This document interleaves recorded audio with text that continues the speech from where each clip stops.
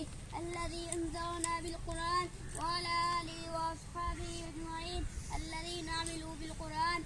أما بعد، يا أهل القرآن اقرأوا القرآن، لأن الله تعالى أمرنا في أول وحي: اقرأ باسم ربك الذي خلق، خلق الإنسان من علق. اقرأ وربك الأكرم الذي علم بالقلم، علم الإنسان ما لم يعلم. فعلينا أن نقرأ القرآن والسنة. يقول الله تعالى لنا في قرآنه: يا أيها الذين آمنوا قوا أنفسكم وأهليكم نارا وقودها الناس والحجارة عليها ملائكة غلاظ شداد لا يعصون الله ما أمرهم ويفعلون ما يؤمرون. قال علي رضي الله عنه في تفسير هذه الآية: قوا أنفسكم، يعني علموا أنفسكم الخير.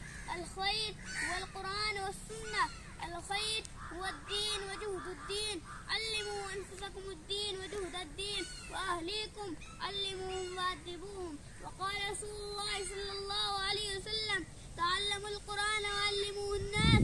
يا أهل القرآن، هذه مدحتكم المحمدية لتبليغ القرآن والسنة.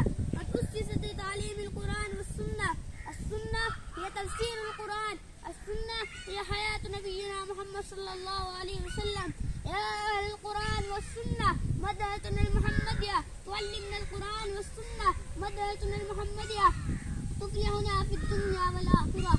وعلينا أن نلتحق ونلحق أولادنا بالمدرسة المحمدية لتبليغ القرآن والسنة. وعلينا أن ننصر المدرسة بأنفسنا وأموالنا. وعلينا أن ندعو الناس لنصرة المدرسة ولحفاظة المدرسة، لأننا نكون محفوظين ومنصورين بحفظ المدارس والمساجد. قال الله تعالى: يا أيها الذين آمنوا إن تنصروا الله ينصركم ويثبت أقدامكم. وقال رسول الله صلى الله عليه وسلم: احفظ الله يحفظك، احفظ الله تجده تجاهك.